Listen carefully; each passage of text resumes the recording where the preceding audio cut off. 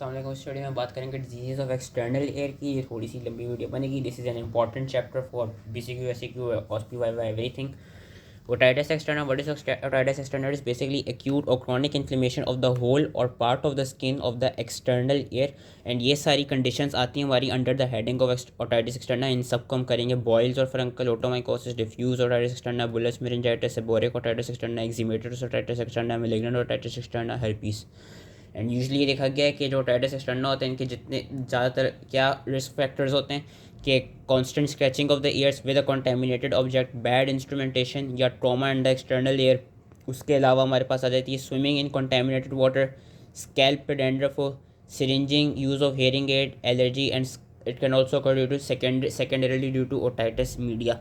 तो सबसे पहले हम बात करते हैं बॉयल्स की। अब जो बॉयल होता है या जो फरंकल होता है, it is known as acute staphylococcal infection of the hair follicle. Since hair follicle we know के they are present at the cartilaginous part. तो जो बॉयल्स होगा, बॉयल्स है usually form at the outer 1/3 of your external auditory canal. जो cartilaginous part होते हैं वहीं पे हमारे बॉयल्स बनते हैं। मोस्टली सिंगल होते हैं लेकिन दे कैन बी मल्टीपल, और इनकी रिकरेंस जो है वो कॉमन होती है। प्रीडिस्पोजिंग फैक्टर्स कौन कौन से देखे गए हैं? Diabetes, general debilitating disease, scratching of the ears and swimming. सबसे ज़्यादा पेनफुल कंडीशन होती है। एंड जो मेन सिम्टम के साथ जो आता है बॉयल का, जो पेशेंट आता है, वो मेन जो उसका सिम्टम होता है वो पेन ही होता है कि एंड वी नो कि pain occurs because the skin is tightly adherent to the underlying cartilage and the exudate can not spread in the tissue pain. Main जो रीजनिंग है कॉन्स्टेंट एंड इंटेंस पेन की, that is that the skin of the क्या कहते हैं outer 1/3 it is tightly adherent to the underlying cartilage, क्योंकि we know कि only the outer 1/3 is the cartilaginous portion. Clinical features हम डब्बे से पढ़ सकते हैं। क्लिनिकल फीचर्स क्या हैं? इनिशियली इचिंग होती है जो फर्स्ट सिम्टम होता है, लेकिन मेन जो सिम्टम होता है वो होता है intense pain, and that intense pain is basically aggravated by the movement of the pinna और by the attempts to pass an oral speculum. क्या कहते हैं, अगर तो बॉयल एंटीरियरली सिचुएटेड हो तो पेन कब कब हो सकता है? जब हम माउथ को ओपन करें फॉर च्यूइंग, या ऐसा भी हो सकता है कि क्योंकि क्या कहते हैं ऐसा भी हो सकता है कि जब एंटीरियरली सिचुएटेड हो, वी नो कि as we open the mouth due to the boil being in a close proximity of the temporomandibular joint, pain occurs in the boil. Conductive type of definition में हमें common मिलती है। And क्या कहते हैं इसमें ये देखा गया है कि हमको टेंडर और पैल्पेबल लिम्फ नोड्स भी मिलते हैं। उसके अलावा अगर तो बॉयल बर्स्ट कर जाए, कैन लीड टू डिस्चार्ज, और साथ में हमें क्योंकि स्टेफिलोकोकल इन्फेक्शन है तो low grade fever, headache, malaise, tenderness on pressing the tragus and pinna, ये सारे सिम्टम्स हमको मिलते हैं। बाकी डिफरेंशियल डायग्नोसिस के याद रखने होंगे। डिफरेंशियल डायग्नोसिस में इसका आ जाता है मेस्टोइडाइटिस और एक्सोस्टोसिस। बेसिकली एक्सोस्टोसिस में देखा जाता है कि एक्सोस्टोसिस में पेनलेस होती कंडीशन, एंड वो हमको प्रेजेंट मिलती है बोनी पार्ट पे। बॉयल हमें कहाँ पे मिल रहा है? कार्टिलेजिनस पार्ट पे। मेस्टोइडाइटिस के केस में हमें क्या मिलता है? एक तो हमें ओटाइटिस मीडिया की हिस्ट्री मिलती है, हमें साइंस नजर आते हैं मिडिल एयर इन्फेक्शन के टिम्पैनिक मेम्ब्रेन पे, और हमको मेस्टोइड की रेडियोग्राफिक चेंजेस नज़र आ रही होती हैं विच इज डिपिक्टिंग मेस्टोइडाइटिस। तो इन दो से इनको डिफरेंशियली डायग्नोस किया जाता है बॉयल को। अब हम आते हैं अपनी इसकी ट्रीटमेंट पे। ट्रीटमेंट इसकी किस तरह होती है? अगेन बॉक्स पढ़ सकते हैं। ट्रीटमेंट इसकी यूजली एंटीबायोटिक अगेंस्ट स्टेफिलोकोकस हम देते हैं। एनाल्जेसिक्स दे सकते हैं क्योंकि इसमें मेन जो सिम्टम है वो पेन है। बाकी ये देखा गया कि हम 10% इक्सामोल इन ग्लिसरीन भी दे सकते हैं which is to be applied locally as wick, which is to be applied locally as wick. Topical antibiotic ointments भी दे सकते हैं, और अगर तो बहुत बड़ा बॉयल हो गया तो उसको हम फिर इंसिजन एंड ड्रेनेज के थ्रू उसको ट्रीट कर लेते हैं ताकि जो इन्फेक्शन है वो फिर beyond external auditory canal spread ना हो। अब हम आते हैं अपनी दूसरी कंडीशन में, और दूसरी कंडीशन ऑफ ओटाइटिस एक्सटर्नल जैसे which is otomycosis. Otomycosis basically the fungal infection in the lining skin. इसके प्रीडिस्पोजिंग फैक्टर्स कौन कौन से होते हैं? स्विमिंग इन डर्टी वाटर, या continuous discharge due to otitis media, या living in tropical and subtropical climate. Main कौन सा ऑर्गेनिज्म, कौन सा फंगल ऑर्गेनिज्म ये ऑटोमाइकोसिस कराता है? एस्परजिलिस कराता है। एस्परजिलिस की तीनों स्पीशीज़ का पता होना चाहिए जो कि कॉज कराती हैं। एस्परजिलिस नाइजर, एस्परजिलिस एल्बस एंड एस्परजिलिस फ्लेवस, ये 3 स्पीशीज़ कराती हैं। साथ में कैंडिडा एल्बाइकन्स भी ऑटोमाइकोसिस कॉज करा सकता है। इसमें क्लिनिकल फीचर्स हमें क्या मिलते हैं? इचिंग होती है, इरिटेशन होती है, क्या कहते हैं कंडक्टिव टाइप ऑफ हमें इसमें डेफनेस मिल सकती है अगर तो ब्लॉकेज प्रेजेंट हो। इसमें सेकेंडरी बैक्टीरियल इन्फेक्शन ओकर हो सकता है which can lead to pain and discharge. And ये देखा गया कि जब हम एग्जामिनेशन कर रहे होते हैं इसमें जो एक हमें कैरेक्टरिस्टिक फाइंडिंग मिलती है वो ये मिलती है कि external auditory canal it is found to be filled with a wet newspaper और a blotting paper like mass. तो ये इसकी कैरेक्टरिस्टिक फाइंडिंग होती है ऑटोमाइकोसिस की। इसके डिफरेंशियल डायग्नोसिस वही है कि जो हमने डिफरेंट 7-8 तरह के जो ओटाइटिस एक्सटर्नल पढ़े उनसे हमको इसको डिफ्रेंशिएट करना होता है, और जब हम माइक्रोस्कोपिक एग्जामिनेशन लेते हैं स्मेयर की तो हम उससे फंगाई को डिटेक्ट कर लेते हैं। ट्रीटमेंट किस तरह होती है? एक तो प्रॉपर क्लीनिंग हो मीरेटस की बाय ड्राई मोपिंग, और बाय सक्शन क्लीनिंग। उसके अलावा सिंस फंगल इन्फेक्शन जिसमें हम लोकल एंटी फंगल लोशंस दे देते हैं, जिसमें हमारे पास क्लोट्रिमोजोल की एग्जांपल आ जाती है। Then comes your diffuse otitis externa which is diffuse inflammation of the lining skin of the external auditory canal. It can be acute, जो कि मोस्टली देखी जाती है, और it can also be chronic. It can occur due to gram positive bacteria, लेकिन gram negative and mix flora can also cause diffuse otitis externa, जिसकी उन्होंने फिगर यहाँ पे दिखाई हुई है डिफ्यूज ओटाइटिस एक्सटर्ना की। ये बॉयल की फिगर थी, ये ऑटोमाइकोसिस की फिगर है, एंड ये सब figure are important for OSPE as well.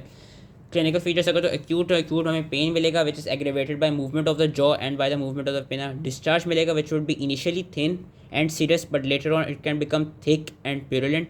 Deafness मिलेगी, डेफनेस क्यों मिलती है? Due to accumulation of the discharge and the epithelial debris in the canal.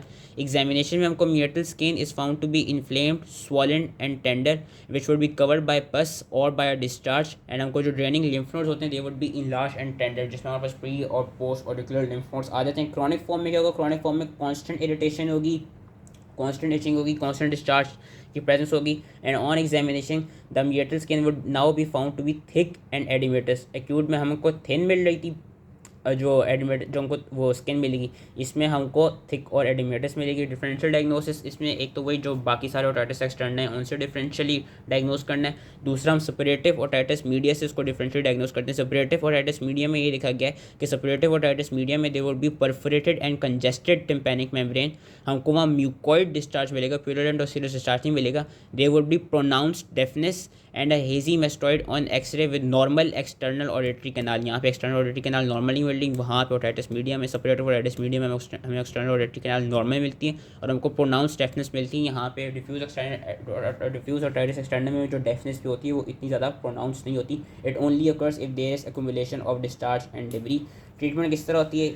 We should try to keep the ear dry, avoid trauma by scratching, regular cleaning of the ear should be done, installation of topical antibiotic drops with or without corticosteroid। उसके अलावा systemic antibiotics, systemic analgesics और NSAIDs भी use किए जा सकते हैं। Then we come to your bullous meningitis which is also known as otitis externa hemorrhagica। इसका ये दूसरा नाम याद रखना होगा। It's basically it is a inflammation of the tympanic membrane with blebs, swelling and redness, and it is usually seen during the epidemic of influenza। ये उन्होंने दिखाया हुआ है कि ये हमको टिम्पैनिक मेम्ब्रेन पे नज़र आ रहे हैं, ये छोटे छोटे ब्लेब्स बन रहे हैं, ये हेमोरेजिक ब्लेब्स होते हैं। These haemorrhagic blebs they are form on the ear drum which is your tympanic membrane and they can rupture quickly and they would discharge the hemorrhagic fluid which is present inside them। Pain इसमें usually मिलता है, conductive type of deafness मिलती है। Treatment इसकी symptomatic ही होती है, analgesics के through, prophylactic antibiotic के थ्रू ट्रीट किया जा सकता है। The year should be kept dry with repeated oral toilet. Main bus इसमें बुलस मेनिंजाइटिस का दूसरा नाम जो कि ओटाइटिस एक्सटर्ना हेमोरेजिका है और वो कि वो इन्फ्लुएंजा के एपिडेमिक्स पे देखा जाता है। ये याद रखना है फॉर एमसीक्यू पर्पसेस।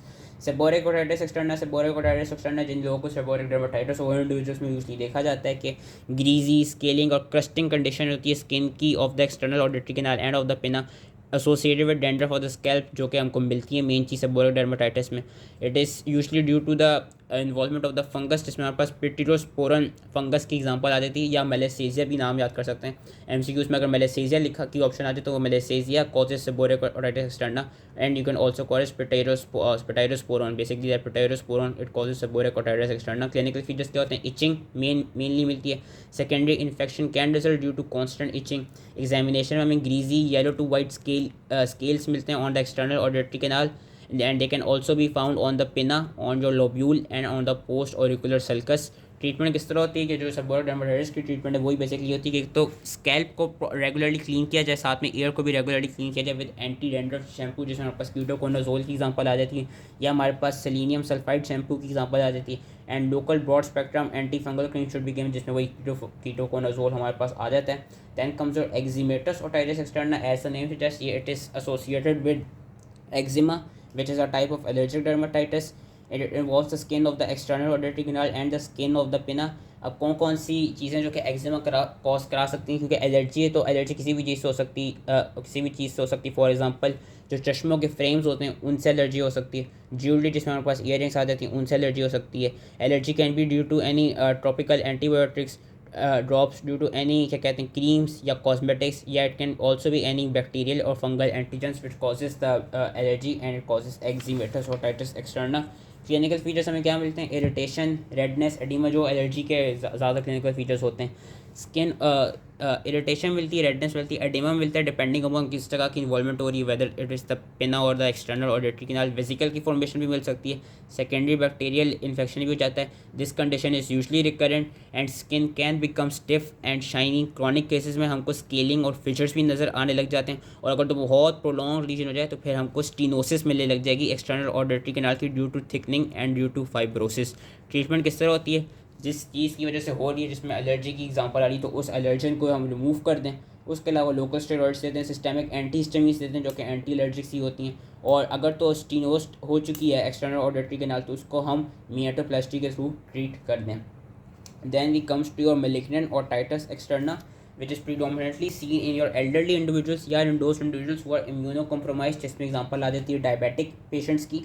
उसमें क्या होता है कि ये सूडोमोनल इन्फेक्शन होता है, ये चीज़ याद रखनी है। मैलिग्नेंट ओटाइटिस एक्सटर्ना में सूडोमोनास इन्फेक्शन कॉज कराता है, एंड ये जो ओरिजिनल इन्फेक्शन होता है ये फिर एक्सटर्नल ऑडिटरी कैनाल से, वहाँ मीएटस से, it can spread to the underlying bone. Underlying bone हमारी कौन सी आ जाती है? हमारी अंडरलाइंग बोन आ जाती है स्कल की, and over there it can cause osteitis और osteomyelitis, and the infection can spread rapidly in the bones and may affect multiple cranial nerves. We know from our second year knowledge कि हमारे school में काफ़ी सारे फोरामेंस होते हैं, तो वो जो इन्फेक्शन होगा, जो सूडोमोनल इन्फेक्शन होता है, वो स्कल के थ्रू बेसिकली डिफरेंट फोरामेंस में जाकर डिफरेंट क्रेनियल नर्व्स की वो इन्वॉल्वमेंट कॉज करा सकते हैं। फॉर एग्जांपल अगर स्टाइलोमेस्टोइड फोरामेन तक स्प्रेड कर जाए, वहाँ पे it would cause facial nerve paralysis. Jugular foramen में चलता है, it would cause involvement of the last 4 cranial nerves which are basically releasing from there.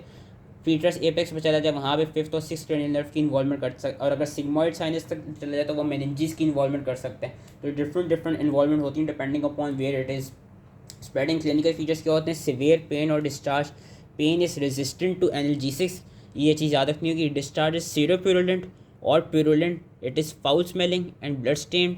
Examination में हमको ग्रैनुलेशन टिश्यू नज़र आते हैं which is filling the floor of the external auditory canal, and हमको Gradenigo syndrome भी यहाँ पे मिलता है, and multiple cranial nerves are involve. 5th से लेकर 12th तक उन्होंने बताएंगे कोई भी क्रेनियल नर्व जो है वो इन्वॉल्व हो सकती है। अगेन क्लिनिकल फीचर्स का डब्बा पढ़ सकते हैं, ट्रीटमेंट के लिए भी डब्बा पढ़ सकते हैं। ट्रीटमेंट वैसे कैसे होती है कि parenteral antibiotics they should be given against the Pseudomonas के खिलाफ एंटीबायोटिक्स, जिसके खिलाफ बेसिकली जो ऑर्गेनिज्म इन्फेक्शन कॉज कर रहा है उसके खिलाफ ही हमने एंटीबायोटिक देनी है, जो कि एंटी सूडोमोनास वाली एंटीबायोटिक्स होती थी, जो हमने पेनिसिलिन की क्लास पढ़ी थी। आई बिलीव टाइजोबैक्टाम उसमें आती थी, 3rd ईयर में हमने पढ़ी थी। डायबिटीज़ जिसकी वजह से हो रही है उसको कंट्रोल किया जाए, topical application of antibiotics should be given and they should be continued for weeks to months, क्योंकि this infection is prolong. Surgical treatment में क्या आ जाती है हमारे पास? Removal of the granulation tissue from the external auditory canal and the removal of the necrosed bone, जिसको हम डिब्राइडमेंट भी कहते हैं। Lastly under your otitis externa comes your herpetic lesion, जो कि 2 हर्पीस का वायरस कॉज कराते हैं, तो हर्पीस सिम्प्लेक्स और हर्पीस जोस्टर। हर्पीस जोस्टर का बस याद रखना होगा कि जो हर्पीस जोस्टर का होगा, it would cause pain which would be severe and persistent. में वेसिकल्स की फॉर्मेशन हमें मिल सकती है पिना एक्सटर्नल ऑडिटरी कैनाल या टिम्पैनिक मेम्ब्रेन पे, लेकिन it can disappear early. 7th और 8th क्रेनियल नर्व्स को इन्वॉल्व करते हैं। Deafness, vertigo, facial paralysis cause करा सकते हैं, और रैम से हंट सिंड्रोम ये कॉज कराता है।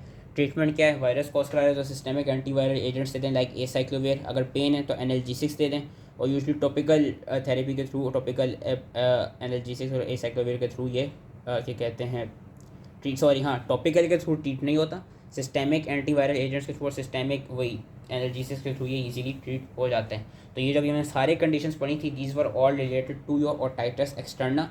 अब हम अलग से पढ़ेंगे wax, syringing of ear, perichondritis और बाकी सारी जो रहती हैं। Wax is also important, syringing of ear is also important. इसका पूरा प्रोसीजर पूछ किया जाता है ICQ में, ये वीडियो थोड़ी सी लंबी बन जाएगी।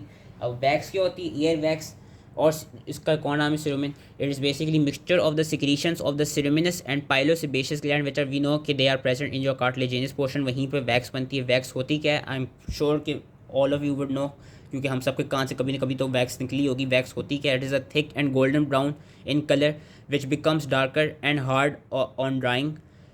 Normally it is expelled from the canal in flakes की फॉर्म में which is aided by the movement of the jaw.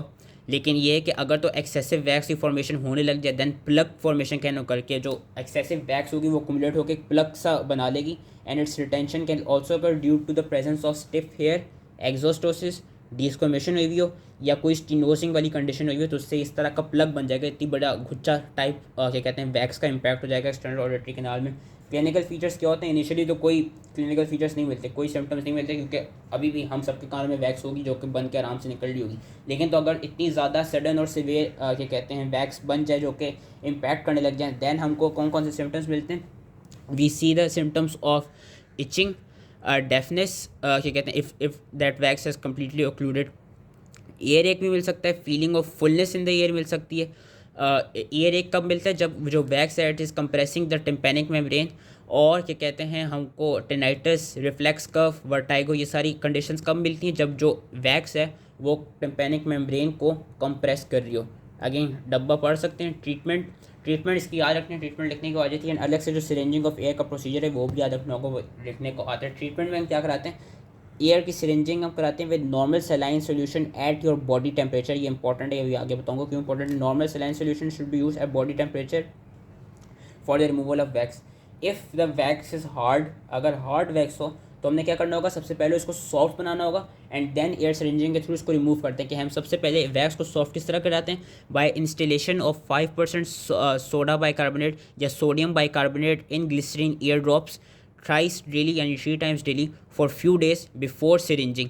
ये हम कराते हैं और ऑलमोस्ट हम 3 से 4 दिन के लिए ये एयर ड्रॉप्स देते हैं which should be applied 3 times daily, which are क्या कहते हैं 5% sodium bicarbonate in glycerine ear drops, ताकि जो वैक्स है वो सॉफ्ट हो जाए। जब वैक्स सॉफ्ट हो जाती है दैन हम एयर सिरिंजिंग के थ्रू उसको रिमूव कर देते हैं। ये हम कब कराते हैं? जब वैक्स हार्ड हो। अगर तो ऐसा हो कि वैक्स हार्ड हो और साथ में ड्राई भी हो तो उस केस में हम क्या करेंगे? उस केस में हम उसको सॉफ्टन नहीं करेंगे, क्योंकि उस केस में सॉफ्टन हो ही नहीं पाएगी। उस केस में the ear wax it will be removed with the use of hook और with the use of ring probe.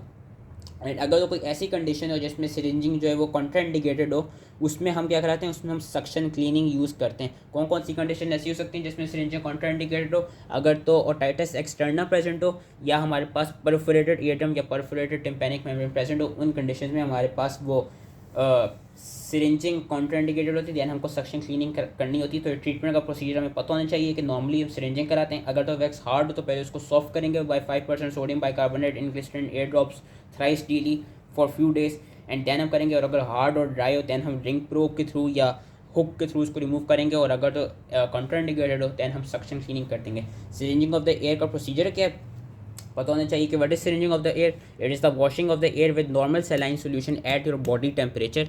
Method क्या होता है? जो एयर सिरिंज है जो कि उन्होंने यहाँ पे दिखाया हुआ है, इसको इस तरह करके हम होल्ड करते हैं, ऐसे करके। Ear syringe it is filled with normal saline solution at body temperature. Light जो भी हेडलाइट पहनी हुई होगी उसने डॉक्टर ने, it would be focused at the ear. Pinna would be pulled upward and backwards. जो नोजल है, nozzle of the syringe, it should be introduced in the external auditory canal and directed to posterior superior wall. ये location पता होनी चाहिए, it could be asked in your MCQ. Posterior superior wall में इसको हम locate करते हैं और फिर हम सॉल्यूशन को पुश करते हैं विच runs over the air drum and it flows out along the floor and the returning fluid it is collected in a kidney tray which is held under the air. इस तरह करके उन्होंने पूरा दिखाया है। किडनी ट्रे है which is held under the ear. पिना को उन्होंने आउटवर्ड्स और बैकवर्ड्स क्या कहते हैं पुल किया हुआ है। लाइट अप्लाई कर रहे होंगे, सिरिंज से अंदर डाला फ्लूइड, वो अंदर को बाकी जितना भी रिटर्निंग फ्लूइड था वो यहाँ पे इस ट्रे के अंदर कलेक्ट हो जाते हैं। तो ये जो पूरा प्रोसीजर है जो उन्होंने यहाँ पे मेथड लिखा हुआ है, ये मेथड याद रख लेना है। कॉन्ट्राइंडिकेशन क्या क्या हो सकती है सिरिंज ऑफ द एयर की? अगर तो हमारे पास ओटाइटिस एक्सटर्ना प्रेजेंट हो या ईयर ड्रम की परफोरेशन हुई भी हो। कॉम्प्लिकेशंस क्या क्या हो सकती हैं उसकी एयर सिरिंज की, ये भी पता होनी चाहिए। कॉम्प्लिकेशन हमारे पास आ जाती है, it can cause trauma to the external auditory canal, it can cause trauma to the ear drum and that trauma to the ear drum can lead to perforation of the tympanic membrane. और क्या अगर तो external auditory canal को trauma हो रहा है उससे otitis externa भी हो सकता है। साथ में मेन चीज़ जो है सलाइन सोल्यूशन को मैं बार बार जो रिपीट करता हूँ वो हमको बॉडी टेम्परेचर पे रखना होता है। If the saline solution is not at body temperature then it can stimulate the labyrinth जिसमें लेटर सेमी सर्कुलर कैनाल को स्टिमुलेट करता है and as a result it can cause vertigo. तो ये चीज़ें इसमें याद रखनी होंगी। Now we come to your perichondritis of the inner which is basically the infection of the auricular cartilage.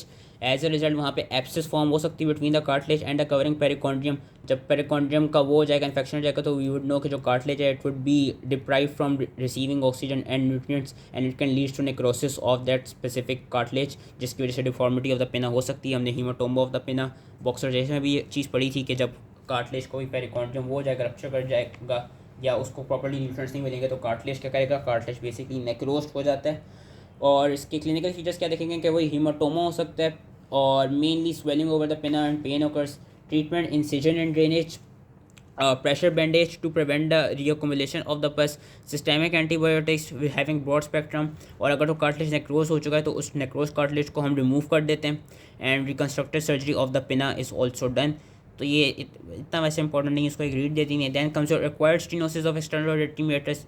What is acquired stenosis of external auditory meatus? It is basically the narrowing of the meatus as a result of excessive fibrous या excessive bony tissue कि excessive soft या excessive hard tissue बन गया, उसकी वजह से acquired stenosis हो जाता है। ज़्यादातर chronic otitis externa की वजह से ही देखा जाता है। और कौन कौन सी कंडीशन है जो कि acquired stenosis कॉज करा सकती हैं? अगर तो external auditory canal पे कोई ऑपरेशन हुआ हो, पेरिकॉन्डाइटिस हो, कोई ट्यूमर हो, एक्सिस्टोसिस हो, कोई ट्रॉमा हो, कोई corrosive burn हो या फ्रैक्चर हुआ टिम्पैनिक प्लेट का, तो भी वो स्टीनोसिस कॉज करा सकते हैं। एक्सटर्नल ऑडिटरी कैनाल का ज़्यादातर यही होता है कि क्या कहते हैं, क्लिनिकल फीचर्स में ये देखा गया है कि अगर तो कैनाल को प्रॉपर्ली क्लीन नहीं किया जाए तो उसमें वैक्स अक्यूमुलेट करने लग जाएगी, एंड अगर तो स्टीनोसिस बहुत कंप्लीट हो जाए तो फिर डेफनेस मिलेगी, वरना डेफनेस नहीं मिलती।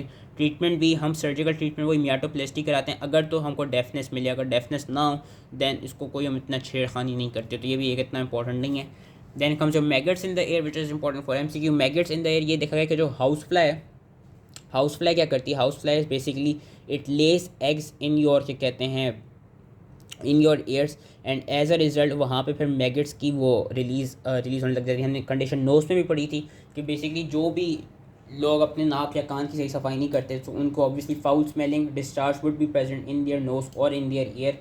As a result, the housefly it would lay the eggs on that fowls on that nose or in the external auditory canal, and within 24 hours होगा क्या, उन eggs में से the eggs would hatch and they would lead to basically उन eggs से निकलेगा क्या, उनसे लार्वा और maggots निकलेंगी। जब maggots कान या नाक में चल जाएंगे, अगर हम कान की लिहाज से बात करें तो maggots क्या कॉज कराती हैं कान में? they cause pain, irritation, swelling, foul smell, blood stain, discharge, and on examination the maggots are seen visibly crawling in the external auditory canal which can cause extensive soft tissue necrosis। Treatment किस तरह होती है? Maggots को remove किया जाए forceps से, क्योंकि we know के they can get firmly attach to the meatal wall, या हम मैगट ऑयल यूज़ कर लें जिसको हम टर्पेंटाइन ऑयल भी कहते हैं या chloroform water. Turpentine oil use किया जाता है। Basically it causes asphyxia and death of the maggots. इन्होंने मैगट्स दिखाई हुई भी हैं इनसाइड तो नहीं, वैसे मैगट्स उन्होंने दिखाई हुई हैं हाउस फ्लाई के जो मैगट्स होते हैं। Lastly comes your keloid in the ear. Keloid, what is keloid? It's the overgrowth of dense fibrous tissue after any kind of skin injury. पेना पे यूजली बन सकते हैं। मैं कीलॉइड की ज़्यादा डिटेल में नहीं जाऊँगा, हमने थर्ड डे में पढ़ लिया था what is difference between keloid and hypertrophied scar. तो कीलॉइड ज़्यादा किस में होता है? ज़्यादातर यंग इंडिविजुअल, ज़्यादातर फीमेल में देखा जाता है। फीमेल्स में क्यों देखा जाता है? क्योंकि वो अपनी ईयर्स को पेयर्स कराते हैं ईयरिंग्स के लिए। तो अगर तो पेयर्सिंग के बाद जो वो बना हो, इंजरी हुई हो, वो अगर प्रॉपर्ली हील ना हो, it can lead to keloid formation, जो कि उन्होंने यहाँ पे दिखाई हुई है। एंड इसका ये देखा गया कि on examination it is seen as smooth rounded and localise swelling with firm to hard consistency. Treatment किस तरह होती है? अगर तो कीलॉइड किसी को कॉस्मेटिकली अफेक्ट कर रहा है तो सर्जिकल एक्सेशन करा दी जाए, या हम लॉन्ग एक्टिंग स्टेरॉयड इंजेक्शन भी यूज़ कर सकते हैं, लाइटोट्राइम, सिनिलोन, एसीटोनाइड, एंड लेज़र भी यूज़ कर सकते हैं। और भी उन्होंने बाकी चीज़ें बताई हुई जो कि यूज़ की जा सकती हैं कीलॉइड के रिमूवल के लिए। बाकी ड्रग्स बताए हैं 5-फ्लोरोसिडोक्सोरुबिसिन, ब्लेमाइसिन, वेरापेमिलेटोन, कैसेटम, ऑक्सीफेन, बोटुलिज्म, टॉक्सिन ए। तो बस है, इसको भी एक रीड दे देते हैं। मेन जो इस चैप्टर से इंपॉर्टेंट है वो ओटाइटिस एक्सटर्ना का तो सभी इंपॉर्टेंट है, वैक्स और सिरिंजिंग ये पूरा यहाँ तक तो है ही ना इंपॉर्टेंट, इस पेज 45 तक। आगे की ये जो चीज़ें इसमें से बस जो मैगट्स है, मैगट्स से इंपॉर्टेंट हो BCQs, बाकी जो कंडीशन है वो यूजली इतनी नहीं पूछी जाती। तो आई होप ये चैप्टर ईजिली समझ में आ गया हो, एंड थैंक यू।